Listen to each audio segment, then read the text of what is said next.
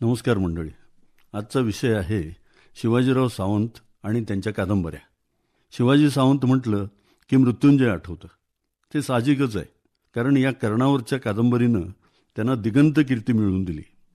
अनेक भाषांमध्ये मृत्युंजय भाषांतरित झालं आणि त्याला अनेक पुरस्कार मिळाले. त्यात भारतीय ज्ञानपीठाचा पहिला मोलाचा मूर्तिदेवी पुरस्कारही आहे. मृत्युंजय लिहिण्यापूर्वी सावंतांनी भरपूर कष्ट घेतले, अनेक ग्रंथ वाचले. महारथी कर्ण ज्या परिसरात जन्मला, वाढला आणि शेवटी धराशायी झाला, त्या कुरुक्षेत्र, ज्याला गीतेमध्ये धर्मक्षेत्र म्हटलं आहे, तिथं त्यांनी मुक्काम ठोकला. आजूबाजूच्या कर्णाविषयीच्या कथा, दंतकथा त्यांनी गोळा केल्या. त्या अक्षरशः कर्णमय झाले. भगवान श्रीकृष्णावर त्यांची भक्ती होतीच. या निमित्तानं कर्ण आणि श्रीकृष्णांच्या नात्यावरच्या कहाण्याही त्यांनी गोळा केल्या. ही कादंबरी लिहिताना ते राजाराम हायस्कूलमध्ये कॉमर्स शिकवत होते. मृत्युंजयच्या जन्माची सगळी कहाणी त्यांनी मोरावळा या त्यांच्या व्यक्तिचित्रांच्या पुस्तकामध्ये लिहिली आहे. अनंतराव कुलकर्णी यांच्यावरच्या लेखात ही कहाणी आहे. वृषाली या कर्णपत्नीच्या निधनावर त्यांना कादंबरी संपवण्याचा आग्रह अनंतरावांनी केला, पण सावंतांना नंतरचा कुंती आणि पांडवांचा शोक चितारायचा होता, त्यामुळे ते ठाम राहिले. मृत्युंजयमध्ये अनेक पात्रांच्या आत्मकथनातून कर्णाचे सगळे व्यक्तिमत्व शिवाजीरावांनी साकारले आहे. लग्नाआधी पुत्र झाल्यामुळं कर्णाला नदीत सोडणारी त्याची आई कुंती, जन्मजात कवचकुंडला असणारा तेजस्वी पण सतत सूतपुत्र म्हणून उपेक्षा सहन करणारा सूर्यपुत्र कर्ण, महाभारतावर आपल्या अलौकिक स्वरूपाची छाप सोडणारा श्रीकृष्ण, कर्णाचा मित्र दुर्योधन, कर्णाची पत्नी वृषाली, कर्णाचा भाऊ शोण, या सगळ्यांच्या आत्मकथनातून महारथी, दानशूर, आदर्श पुत्र, आदर्श बंधू, आदर्श पिता, आदर्श पती अशा अनेक भूमिकातून अजरामर झालेला कर्ण सावंतांनी उभा केला आहे. ते आपल्या मित्रांना संहिता वाचून दाखवत तेव्हा सगळे महाभारत काळामध्ये जात. सावंतांचं वाचनही प्रभावी होतं आणि त्यांचे मित्रही दर्दी होते, त्यामुळं कर्णावरची ही कादंबरी रंगत गेली. मृत्युंजयपूर्वी अशा प्रकारे आत्मकथनातून ययातीची व्यक्तिरेखा भाऊसाहेब खांडेकरांनी उभी केली होती. सावंत कोल्हापुरात असताना खांडेकरांचा सहवास त्यांना लाभला होता. खांडेकर कसं लिहितात हे त्यांना पाहायला मिळालं होतं. पण मृत्युंजयानं सर्व पूर्वसुरीवर मात केली. त्या काळात ज्यानं मृत्युंजय वाचले नाही त्यानं काहीच वाचलं नाही असं मानलं जाईल. आत्तापर्यंत मृत्युंजयच्या 28 आवृत्त्या झाल्या, आणखीही होतील. पायरेटेडही बऱ्याच असतील. त्या अर्थानं मृत्युंजय अक्षरशः मृत्यूवर मात करून राहिला आहे.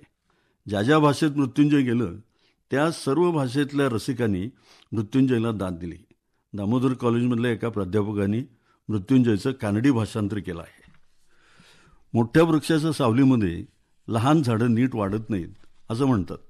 सावंतांनी आणखी भरपूर लिहिलं, पण त्यांची ओळख शेवटपर्यंत मृत्युंजयकार अशीच राहिली.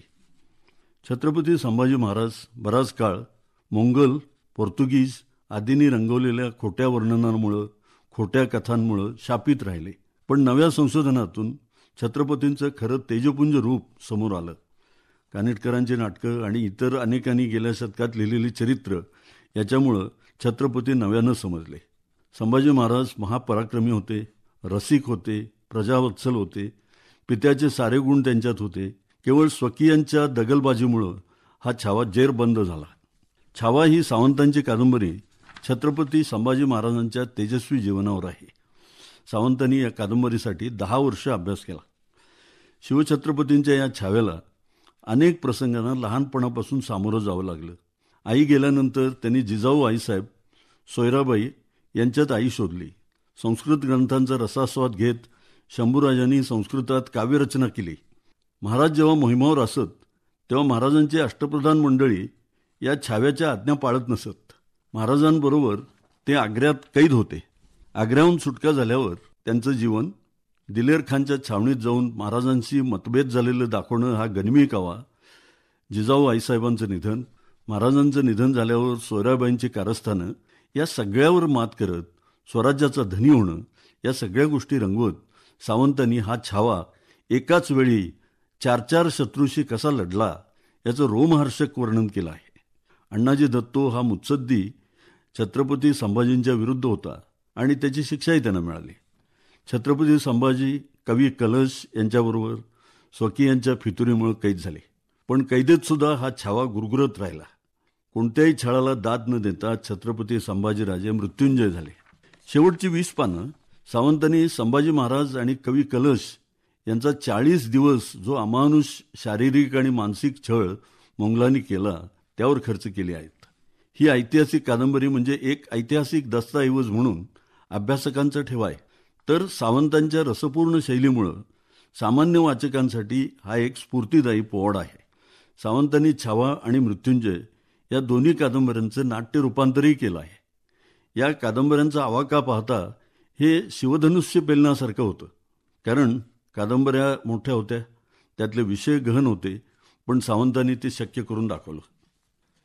कविश्रेष्ठ कुसुमाग्रजांचा नाशिक क्षेत्रात जाऊन आशीर्वाद घेऊन सावंतांनी युगपुरुष, ईश्वरी अवतार, भारतीय जनमानसावर हजारो वर्ष मोहिनी घालणारा भगवान श्रीकृष्ण याच्यावर पुन्हा आत्मकथनात्मक युगंधर ही कादंबरी लिहिली.